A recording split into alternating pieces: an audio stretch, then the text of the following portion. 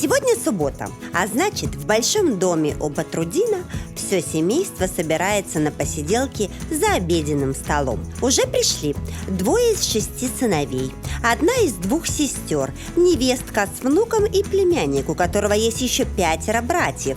И это только от первой жены отца, его матери. От второй жены еще 6, но есть еще и 3. Запутались? Я тоже. Добро пожаловать в Куала-Лумпур. Это жизнь других.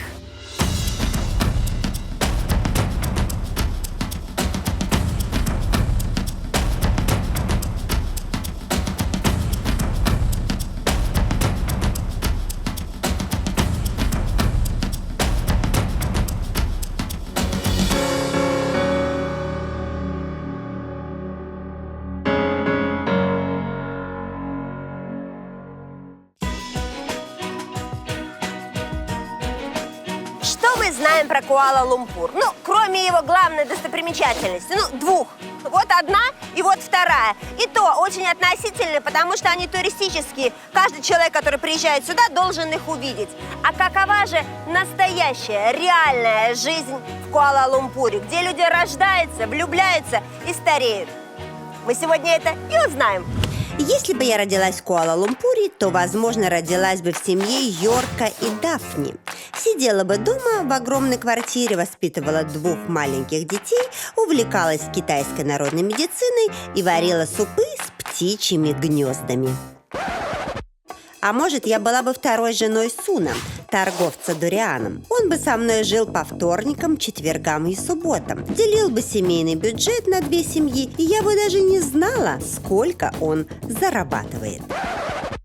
Но, пожалуй, лучше всего мне было бы в семье миллионера Дато Батрудина. И тогда я бы закончила частную школу, получила высшее образование в Британии, а потом вернулась на родину работать топ-менеджером крупной нефтяной компании.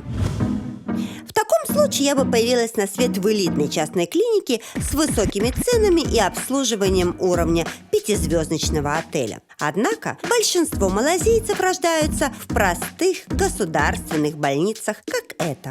С виду это обыкновенная клиника, которая от наших отличается разве что тем, что медсестры повязывают головы согласно букве ислама.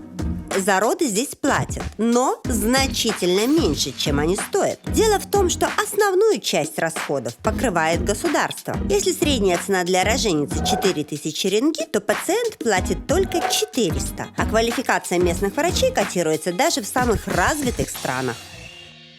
У нас все делают быстро и четко. Если роды были утром и все прошло хорошо, то к вечеру роженицу мы уже выписываем.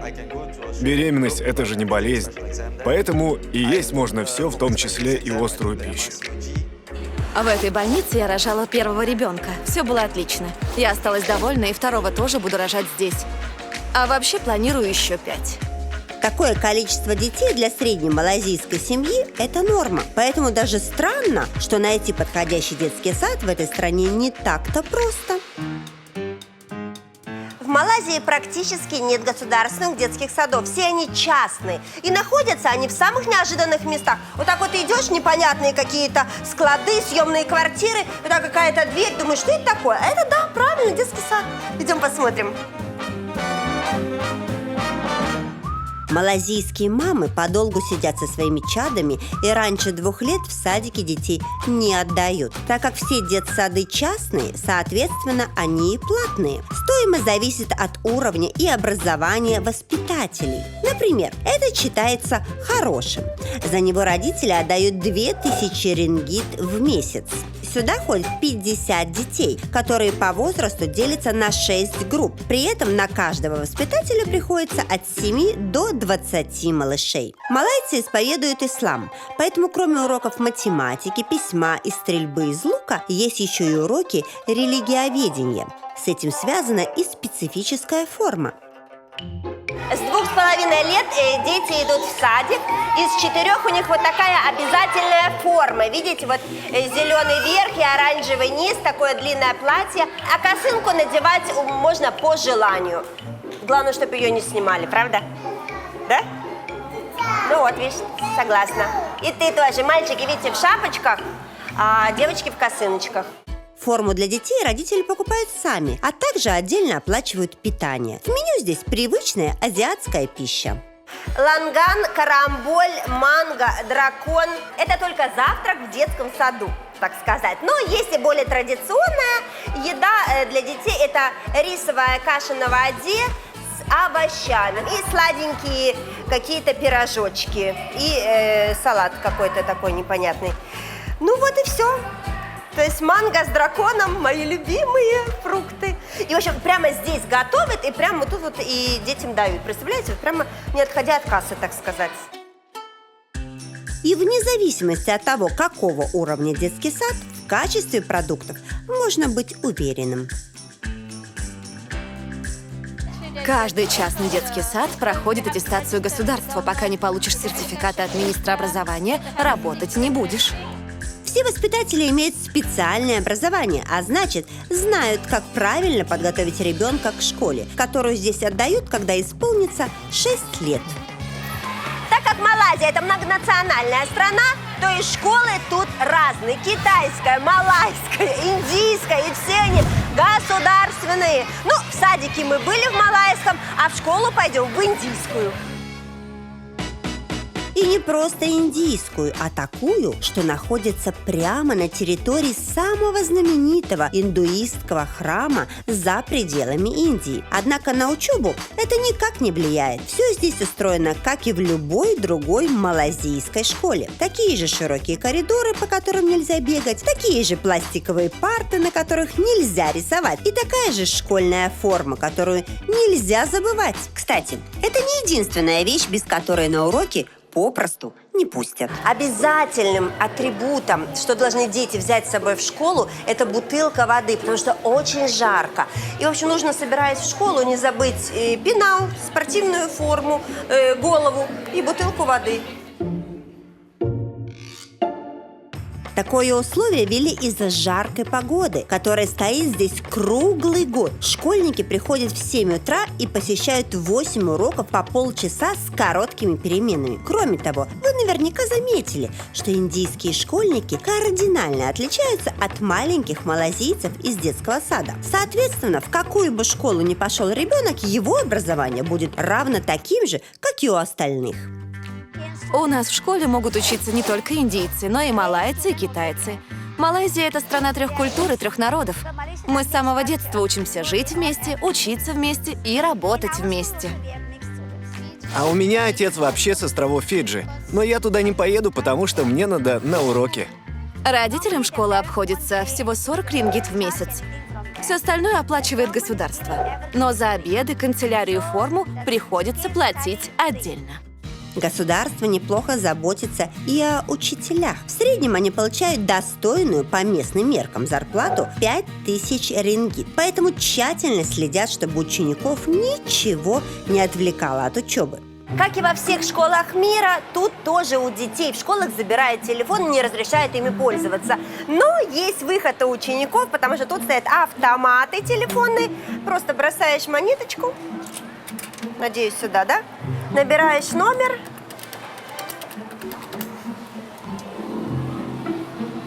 Алло, мам. Да, нет, я поела, все окей. Да все хорошо. Да почистила я зубы, боже мой. Мам, ну, да все нормально, да. Ну, подожди, я сейчас на съемке, хорошо. Да, все, давай. Ну, вот так вот рассказали родителям, как у вас дела. И пошли дальше. Ой, моя монетка.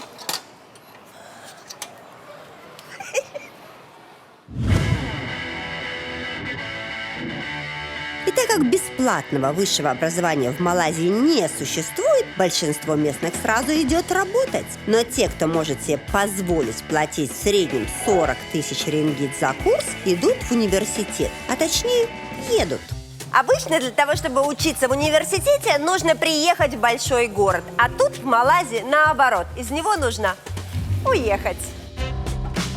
Дело в том, что многие крупные университеты Малайзии в какой-то момент решили просто съехать из мегаполисов и построить новые студенческие города, ни в чем себя не ограничивая. Действительно, зачем тесниться в душной столице, если можно свободно себя чувствовать в лесу возле озера? Здесь и кислорода больше, а значит и думать легче. Мне кажется, это здорово, что наш университет находится в 3 часах езды от Куала-Лумпура. Так мы куда меньше отвлекаемся от учебы. У меня небольшой дом недалеко отсюда. Я спокойно, без пробок, каждый день добираюсь на работу. Университет за городом — это отличная идея. В университете имени Абдулла Рахмана учатся примерно 24 тысячи студентов. Здесь изучают как гуманитарные науки, так и технические. Но самым популярным направлением, как и во всей Малайзии, являются специальности, связанные с нефтегазовой промышленностью. Весь студгородок занимает аж 5 квадратных километров. Кроме 16 корпусов, здесь расположены библиотеки, лаборатории, концертные залы, столовые. В общем, все, что нужно для студентов. Территория настолько огромная, что между корпусами даже курсируют автобусы. Но при этом такого понятия, как общежитие, здесь нет. Поэтому студенты живут за территорией университета. Они арендуют коттеджи или апартаменты в многоэтажках, которые только для этого и были построены. К одному из таких студентов я и напросилась в гости. Привет, заходи. Hello. Hello, Фарук. Привет.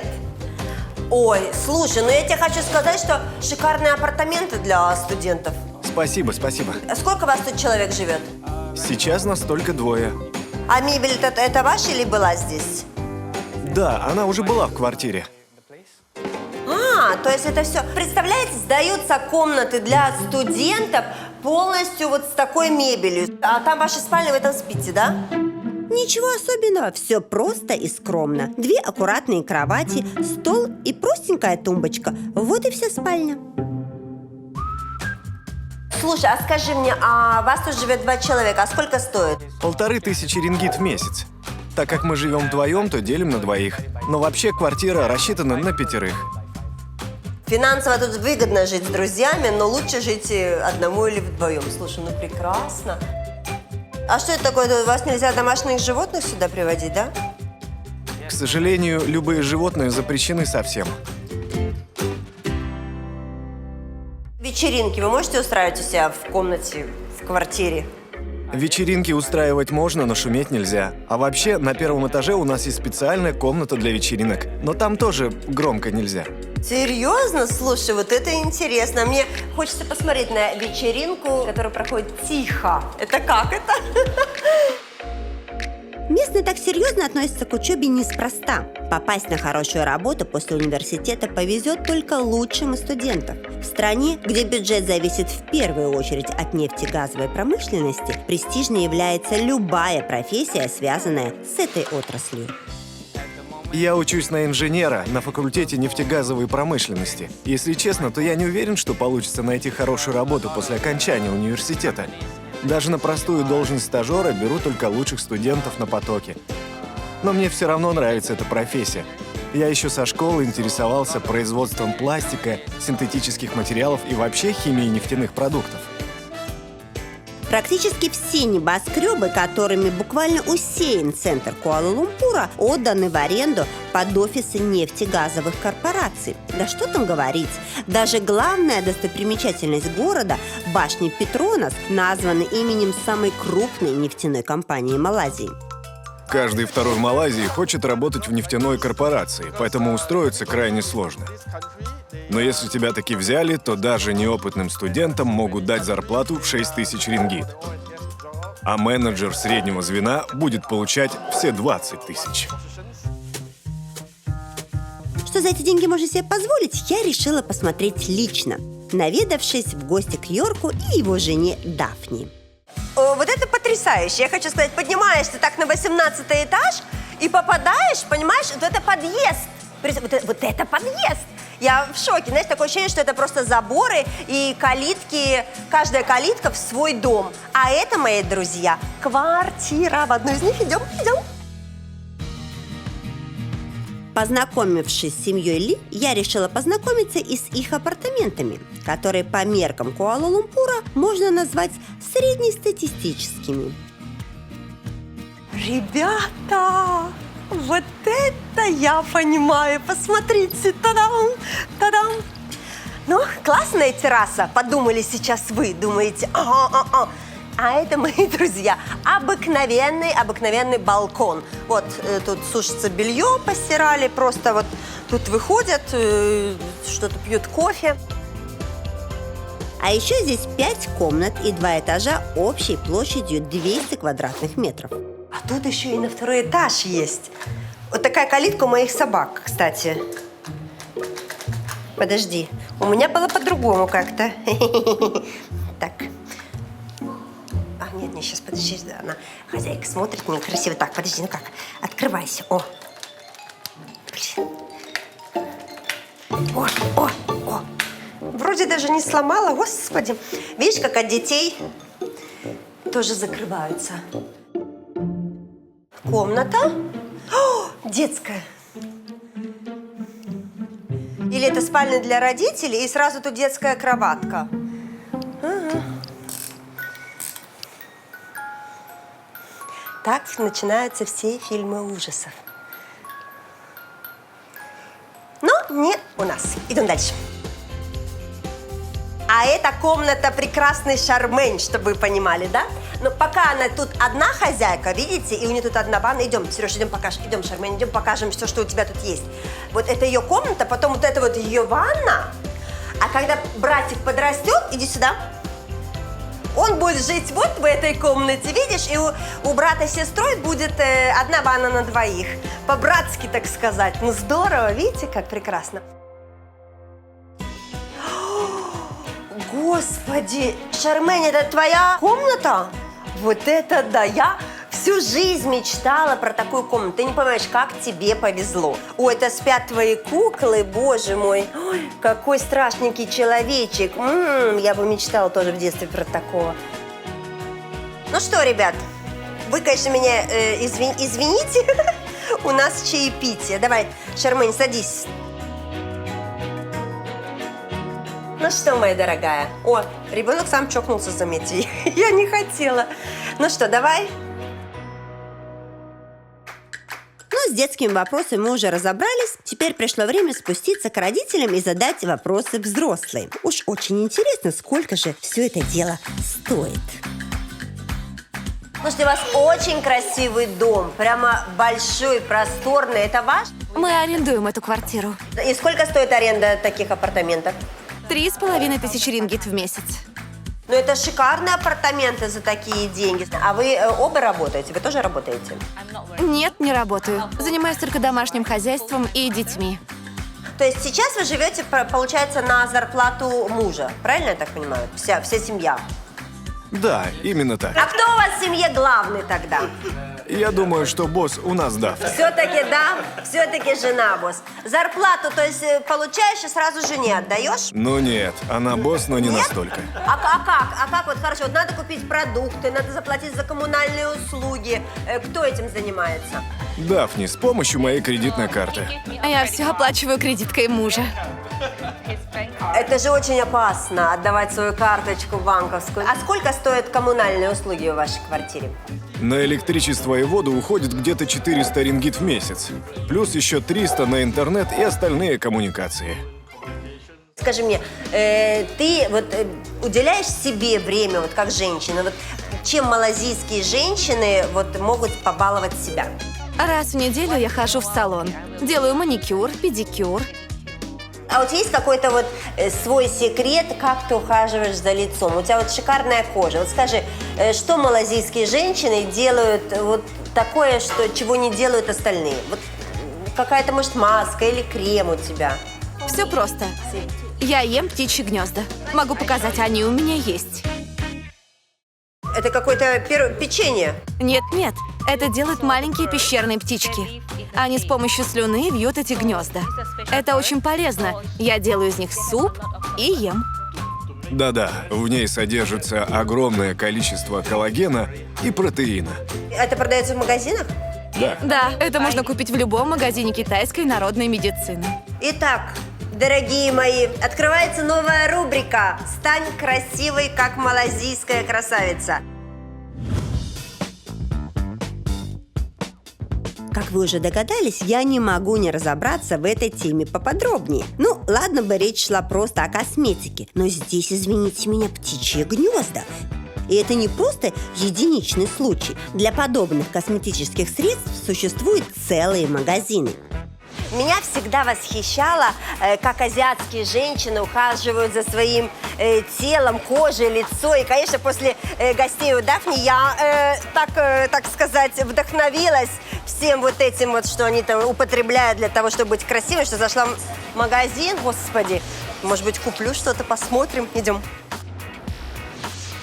Такие магазины пользуются огромной популярностью у китайского населения Малайзии. Люди сюда идут не только ради косметики, но и за лекарствами. Конечно, если это можно назвать лекарствами. Судите сами. Местные считают, что сушеные ящерицы очищают кровь, и вяленые морские огурцы лечат суставы, сороконожки исцеляют от рака, а жареные рыбьи желудки, они просто вкусные. И все-таки я решила остановить свое внимание на косметологии. Кроме тех самых птичьих гнезд, которые, кстати, стоят в среднем по 4000 рингит за 100 грамм, здесь можно купить еще целую массу других не менее странных средств, например, корни тибетских трав для укрепления волос или жемчуг, перетертый в пудру для кожи. Вот, видишь, и вот пудра уже практически готова. Но тут еще есть вот такие прекрасные мои подружки-лягушки. И это не просто так для красоты, как вы думали, знаешь, просто красивые жабы. Нет, это если ты отравился, сварил себе жабу, съел и начинаешь радоваться жизни заново. В принципе, логично. Жабу съел, и жизнь прекрасна. Господи, какой капец. Несмотря на то, что все это выглядит довольно странно, гнезда с высоким содержанием птичьей слюны и коллагена я купила. Попробую, а результаты вы увидите в следующих выпусках. Кроме неожиданной медицины, малайцев смело можно записать в любители еще одной азиатской странности. На этот раз кулинарной – дуриана. Есть много профессий в мире, которые связаны с сильным запахом. Например, ассенизаторы, мусорщики, да парфюмеры, в конце концов. Здесь, в Малайзии, тоже есть такая профессия, и это продавец дуриана. На самом деле фрукт как фрукт экзотический, очень полезный и на вкус даже неплохой. Но запах у него вы не представляете, просто сильнейший. У меня вся съемочная группа разбежалась, потому что они не выдержали. Моему режиссеру, например, он пахнет какой-то тухлой рыбой, он сказал. Оператор сидит в маске, просто закрыл нос и рот, вообще не дышит, не знаю, не задохнешься, не, Сереж? Говорит ему, пахнет он вареным луком. Найти рынок с дурианом в Куала-Лумпуре очень легко, нужно идти просто на запах. Но специфическим дуриан считаем только мы, иностранцы. Местные этот фрукт просто обожают. Поэтому здесь и существуют целые рынки только одного продукта. Чем дышат продавцы на этом рынке, мы уже знаем. А вот сколько они зарабатывают и как живут, сейчас спросим. Скажи, пожалуйста, тут такой запах от него, когда заходишь, просто хочется сойти с ума. Ты привык или ты его не чувствуешь вообще? Конечно, чувствую, и он мне очень нравится. Сколько в день у тебя продается этого дуриана? Это хороший бизнес. Все, что ты здесь видишь, можно продать за один день. Это примерно на 10 000 рингит. Вот это все за один день продается? Обалдеть! Я, как обычный продавец, зарабатываю примерно 6 000 рингит в месяц, в зависимости от продаж. И где-то 4 000 в год отдаю на налоги. На что тебе хватает этих денег для жизни? Да, на все хватает. И на семью, и на дом, и машина у меня есть. Обеспеченный, да, но богатым меня точно не назовешь. Ну хорошо, а если бы у тебя была бы возможность поменять вот этот бизнес на какой-нибудь другой, на какой бы ты поменял его? Я слишком хорошо знаю дуриан, а дуриан хорошо знает меня. Поэтому я бы его ни на что не поменял. Я поняла. А сколько лет ты уже этим занимаешься? Уже 20 лет. Хорошо, скажи мне, что самое сложное в твоей работе? Дома строить – это сложно. А здесь все просто. Почистил фрукт и продал. Вот и все. В общем, что я хочу сказать. Как говорит Сунь, работа продавца дуриана несложная, прибыльная. Ребят, если что, жарко так, что хочется умереть. Запах такой, что просто никого, кроме его оператора, не осталось. И то, сейчас помню, кажется, он упадет в обморок. А Сунь стоит себе, понимаешь, и говорит, прекрасно жить на свете. Деньги есть, дуриан есть. Сун, конечно, я рада за тебя, но я пойду, потому что я не могу так дальше жить. Честно тебе скажу. Удачи.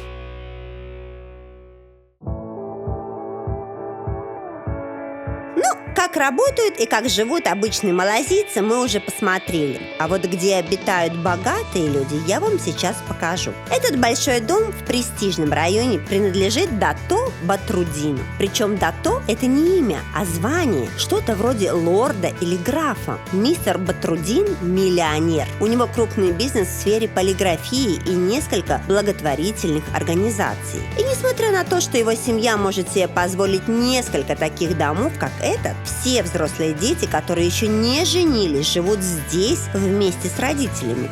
Просто в Малайзии так принято. Поэтому, кроме самого хозяина и его жены, меня встретили еще и его сестра, племянник, двое сыновей и невестка.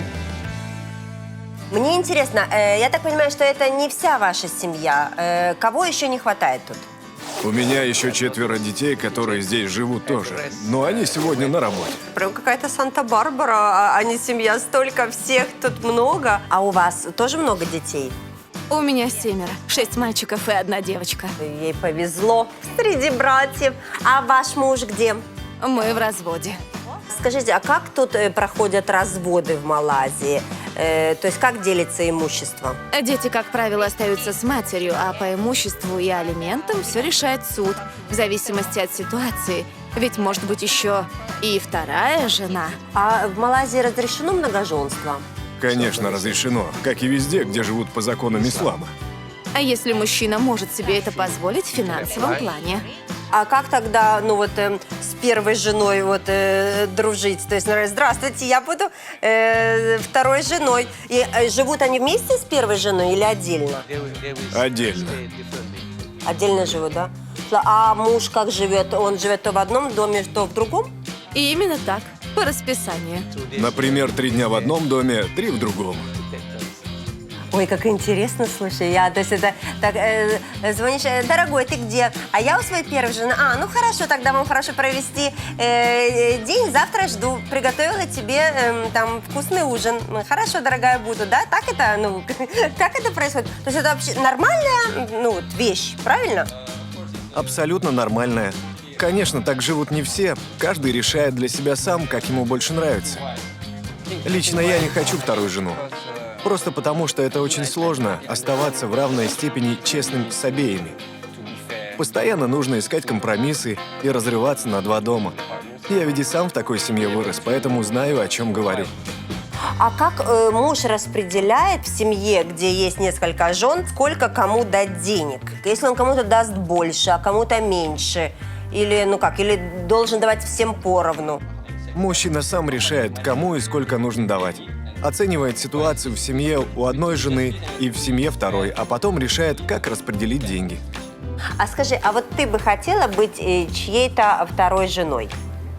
Ну уж нет. Почему? Для меня замужество – это слишком личное, и я не хочу ни с кем делиться своим мужем. Вот ты знаешь, вот тут я с тобой тут согласна. То есть я вот тоже, например, не могу понять, как это я могу поделиться мужем. Как вообще в Малайзии легко вести бизнес? Малайзия очень хорошая страна для ведения бизнеса. Государство всегда идет навстречу предпринимателям. Конечно, присутствует конкуренция, нужно бороться за тендеры, регулировать цены, предлагать качественную продукцию. Но это абсолютно нормально. Сколько стоят коммунальные услуги вот вашего дома? Вообще, сколько тут метров у вас? У нас примерно 500 квадратных метров. Обычно в месяц у нас уходит 5000 рингит. Это включая уход за бассейном и садом. Но еще примерно 3000 мы тратим на еду. Домработницами, нянями или гувернантками в Малайзии работают преимущественно филиппинки. Для них заработок 1200 рингит в месяц считается довольно высоким. Поэтому в Куала-Лумпуре существует множество агентств, которые не только привозят сюда филиппинцев, но и обучают языку, местным традициям и нюансам профессии, а потом трудоустраивают в малайзийские дома. Очень много филиппинцев сюда приезжают, чтобы заработать. Ведь наши страны довольно похожи, но в Малайзии зарплаты ощутимо выше. А у меня дома семья и дети, и я хочу, чтобы у них было достойное будущее. Поэтому уже год работаю здесь и откладываю деньги. Но со временем обязательно вернусь обратно. А мне интересно, а где вы отдыхаете? Мы с женой уже побывали на всех континентах. Ну это же прекрасно, слушай, иногда сбежать от этой оравы детей и уединиться вдвоем. Это же замечательно. Конечно, простые малазийцы не могут себе позволить часто путешествовать, но отдыхать они любят. Впрочем, как и все люди на планете.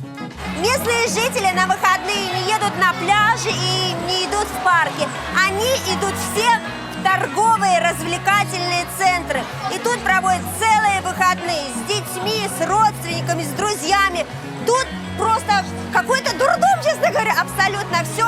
И извините, я просто опаздываю, у меня очередь на американскую горку.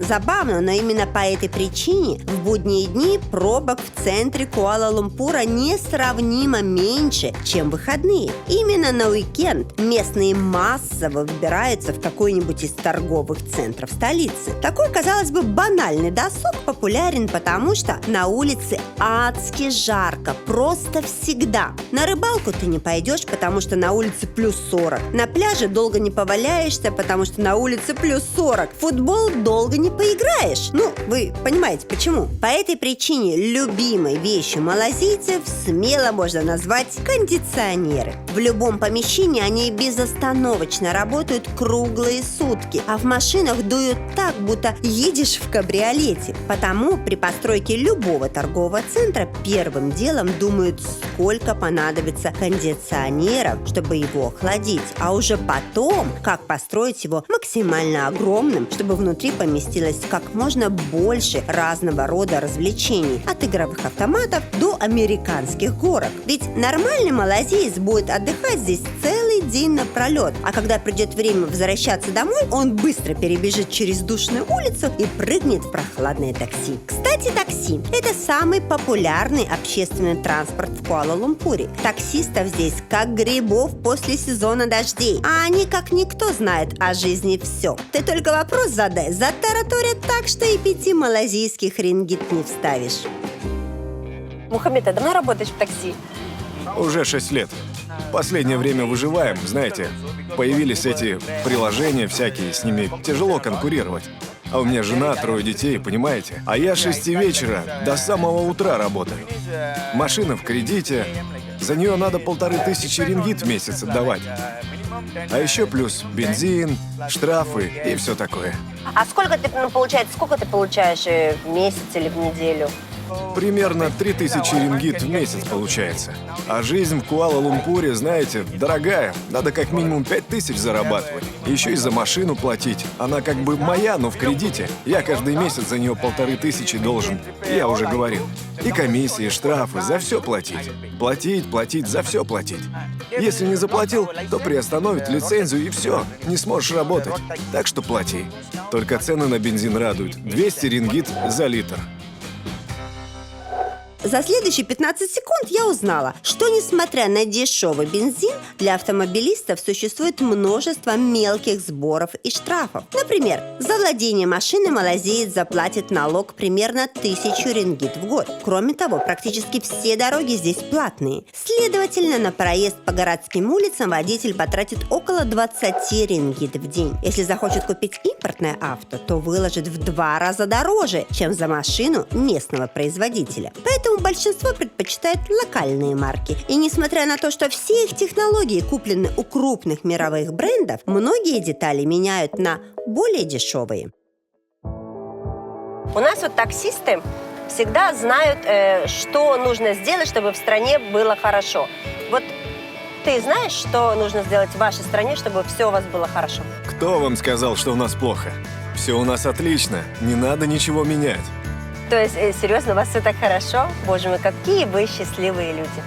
Это супер. Так, не остановитесь здесь.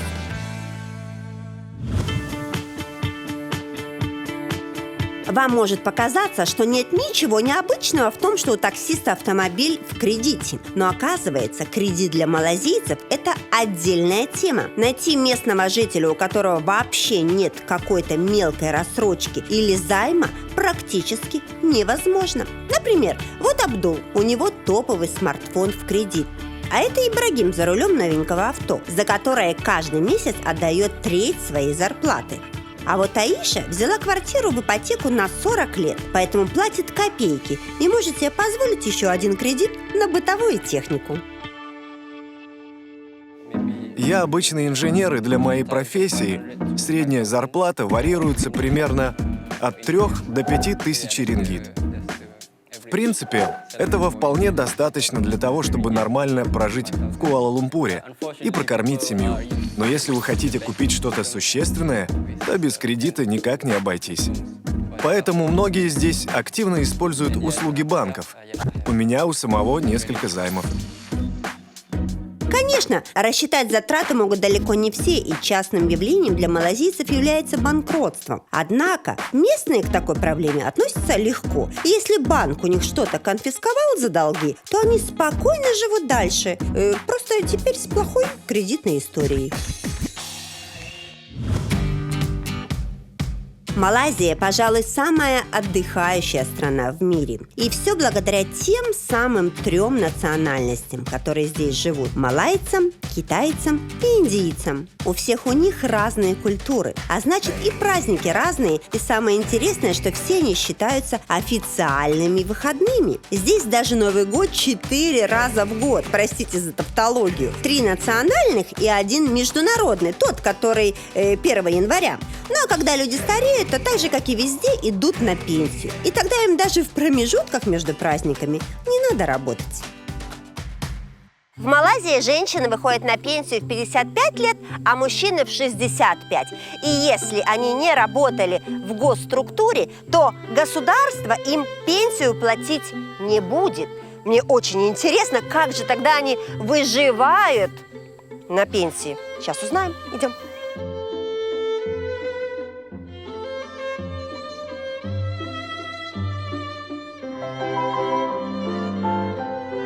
Я нахожусь на небольшой пальмовой плантации. Это популярный бизнес для Малайзии, ведь здесь выращивают плоды для производства пальмового масла, которое в свою очередь экспортируют по всему миру. Спросите, к чему я все это рассказываю? Дело в том, что владельцы этой фермы, Харири и его жена Рукия, самые обычные малайзийские пенсионеры. Сколько лет вы уже не работаете?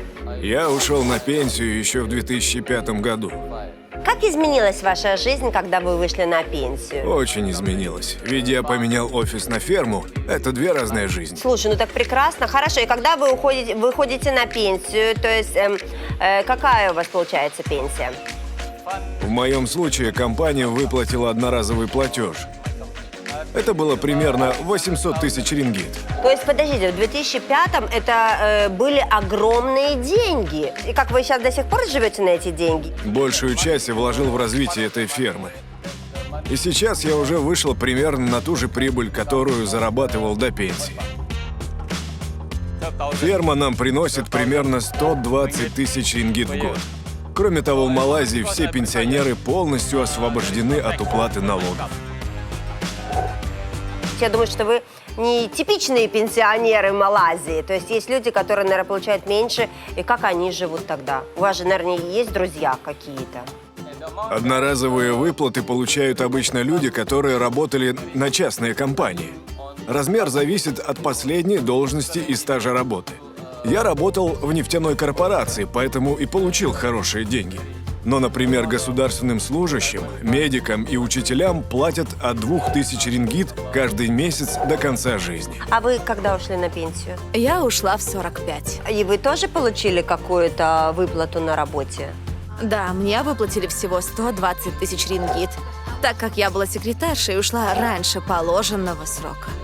Получается, человек может уйти на пенсию, так сказать, в любое время, и работодатель должен выплатить ему определенную сумму, да, какую-то эквивалентную его зарплате. Я правильно понимаю? То есть, потому что в 45 это же очень рано уходить на пенсию. Да, совершенно верно. Ничего себе, какая интересная система. Я даже никогда не знала и не думала.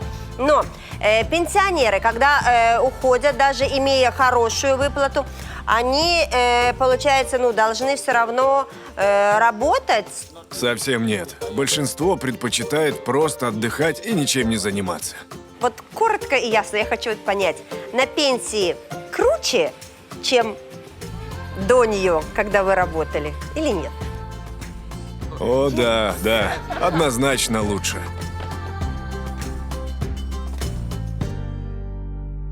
Честно признаться, я поражена местной пенсионной системой. Казалось бы, простое решение – возложить пенсионные выплаты на частные компании, в которых люди работали много лет, делает большинство пенсионеров по-настоящему счастливыми и позволяет им провести старость, просто наслаждаясь жизнью.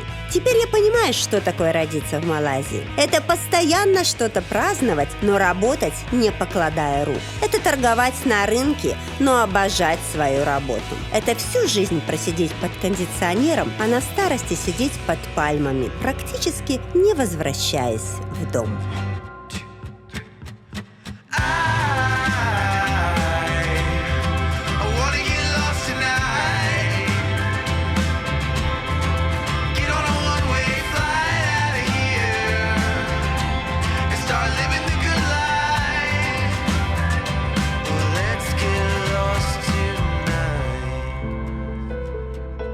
В Малайзии живут люди разных национальностей, разных культур, разных взглядов, разных философий. Да что там говорить, даже одежда у них разная. Но тем не менее, все себя они считают истинными малайзийцами, потому что объединяет их Любовь, взаимопонимание. Свежие фрукты, малайский язык, система образования, общие праздники, Терпимость друг к другу. равенство.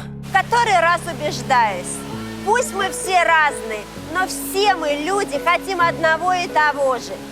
Быть здоровыми, любимыми и счастливыми. Ну а если у нас вдруг сейчас что-нибудь не получается, давайте просто подсматривать за жизнью других.